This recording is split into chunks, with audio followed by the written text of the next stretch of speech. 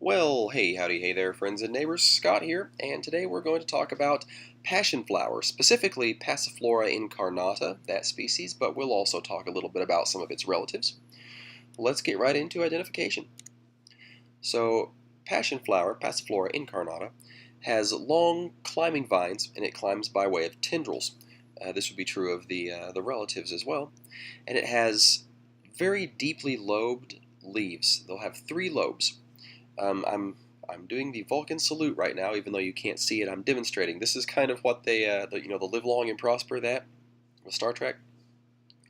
That's kind of what the leaves look like, and they have these very distinctive and very beautiful flowers.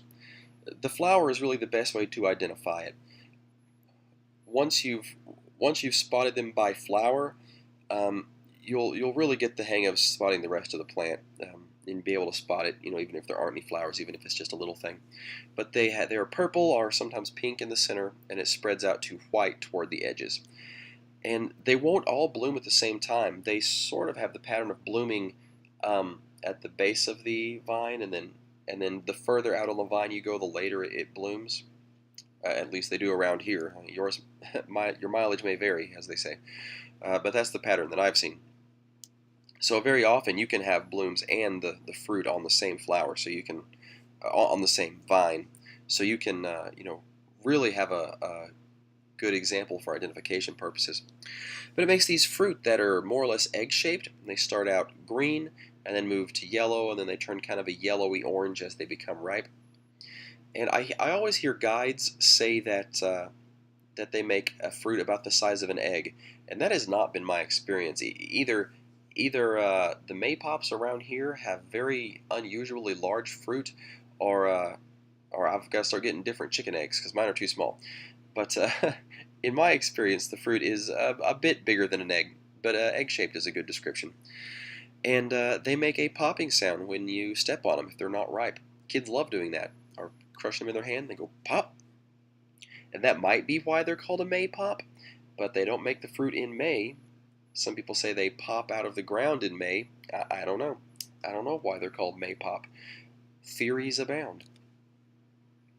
You can find these plants mostly in full sun, although if they're at the edge of a field in some shade, they'll climb up to get to that sun. And they like to be in a well-watered area, but they don't like to be in damp ground. They like fields and pastures, especially pastures that aren't well maintained, or pastures that are used for hay, where they only get knocked down a couple of times a year. And they like disturbed ground. My parents have a field that they use for hay for some cows, and so they only cut it, when the hay gets high enough. And over the last, I don't know, 10 years, the passion flowers have really moved into that field, and they're making a bid for taking it over. And that's inconvenient for them, but very convenient for me when I want to go and harvest some of this. I just go over to their house and walk out into the field and start grabbing up vines.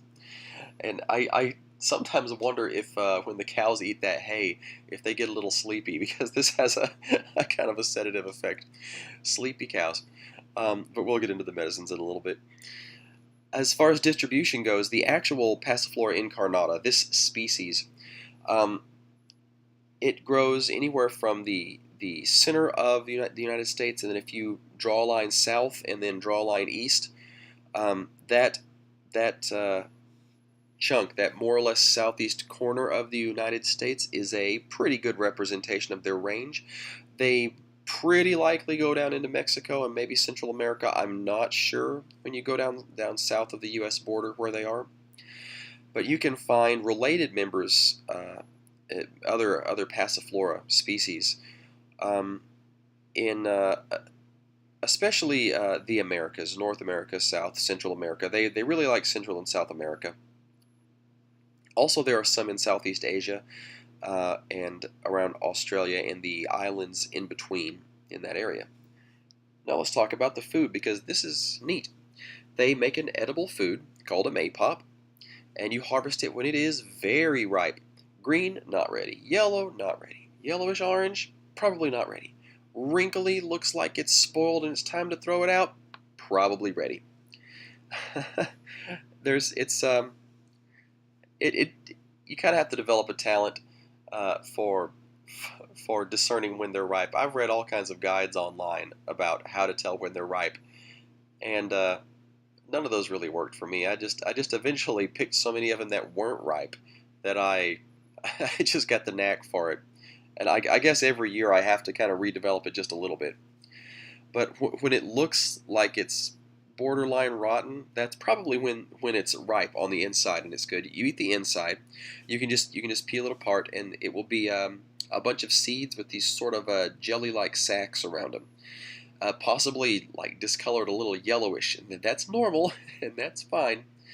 If the if you open it up and there's this little white seeds, it's not ready. If they have sort of a medium seed with like a white sock around them, it's not really ready. I think you could probably I think you can cook those and do something with them, but I just wait until they're really ripe. And you can probably the most popular uses in juices. In fact, one variety of Passiflora is used to flavor Hawaiian punch.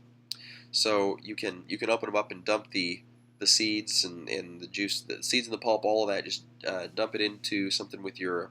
Usually you mix it up with other juices. Dump it in there, let it infuse, say overnight, or you can put it in a blender and blend it, and then let it infuse. Then strain the seeds or the seed bits out.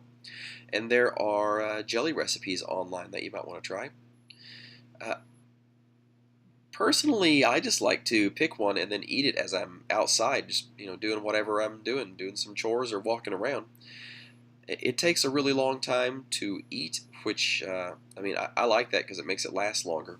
Because the little sacs around the seeds are real slippery and they're hard to get off with your teeth, and then you just spit the seed out and then eat the little delicious sweet juicy sac.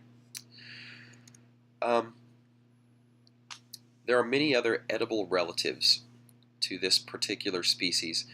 Um, Around this area, we have the official maypops. That's the main one that we have, and then I've noticed another one that has an all white flower, and I'm not sure if that is a subspecies. I kind of feel like it's just a subspecies, but it might be a different Passiflora species. But it's edible because I've eaten those without dying. And I bought a just some random seed pack of some ornamental cultivar of Passiflora that makes a really pretty the fruit. It makes a red flower, and then when you open the fruit up, it's super red inside. And I don't recall what species that one was, but I've eaten those and I haven't died, so they're pretty edible. But all the same, just to be safe, you may want to get a guidebook or talk to a local expert just to double check if the ones around you are edible. And now let's talk about their medicinal properties, because yes, they do have them. When you're making medicine with the Passiflora incarnata, you want to use the aerial parts, that is the stems and the leaves. Oh yeah, on food, by the way, the leaves are supposed to be edible if you cook them on the incarnata species. But I've never done that because I use the leaves medicinally, and they taste awful. And I've never thought to myself, hey, I think I'll cook these and then eat them on purpose, uh, because that doesn't sound like any fun at all. Um, did I? I don't think I mentioned the name, the Passiflora incarnata, where that comes from. Just if I could jump around slightly. So Passiflora means passion flower, and that's I believe that's more in reference to like a passion of the Christ rather than passion like intense romantic love like we use the word. Um, and incarnata can mean in the flesh or flesh colored. It's sometimes used for red flowers, and I'm not sure why because flesh is not bright red. Anywho, uh, this plant has been used as a way of describing the Trinity, or the crucifixion and resurrection of Jesus. There's really a few different versions of the story and of how the plant is used to connect to it. So if that's something you're interested in, you can look online and get some of the plant history on that.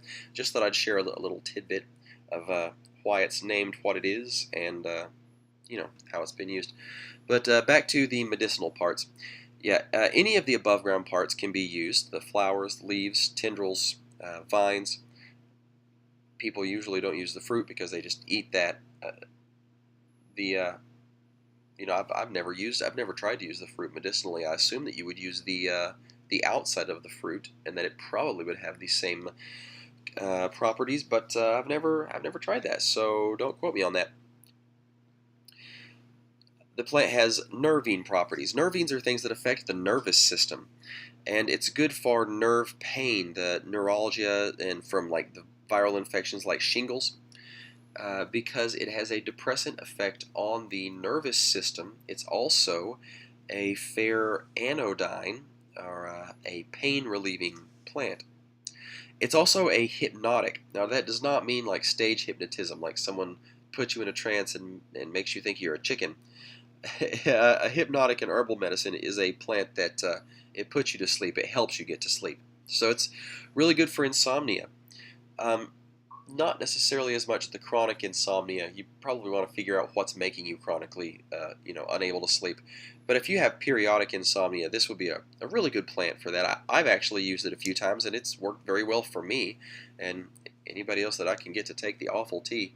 Um, I've made uh, I've made tinctures of plants that don't taste well. I think that I'll probably switch over to tinctures for this one because I don't care for the taste. Um, but yeah, it has the advantage of not giving you like a hangover. There's no passion flower after effects the next day. You're not extra groggy or kind of gross feeling.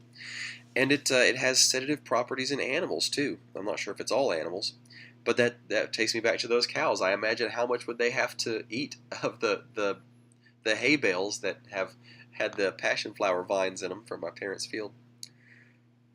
That'd be a fun experiment.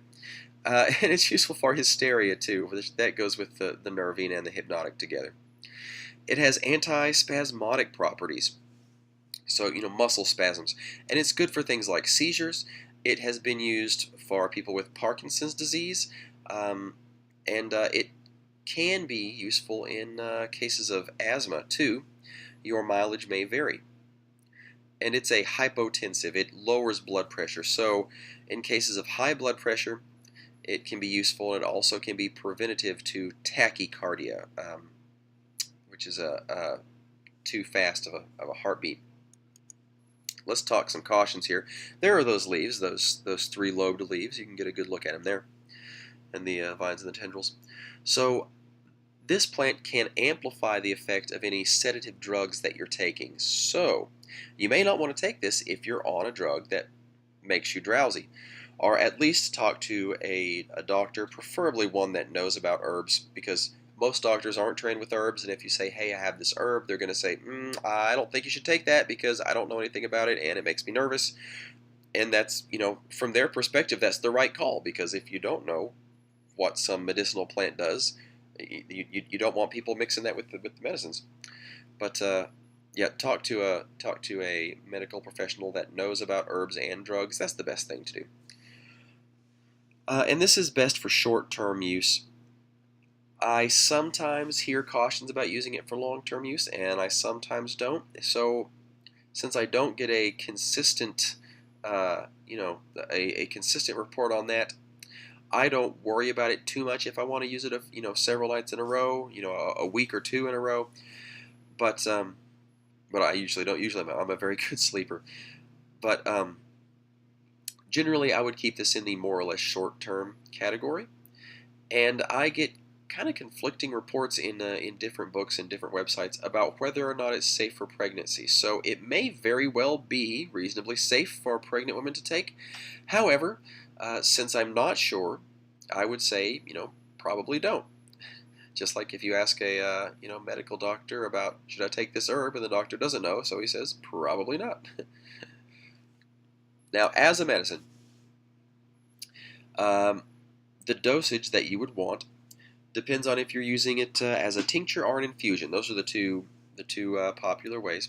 If you're making a tincture, you can use the standard 40 to 50% alcohol concentration, and You can use 1 to 4 dropperfuls, about 1 to 4 milliliters is more precise. But when I do mine, I just give it one squeeze of the little dropper, and whatever it picks up is what I use.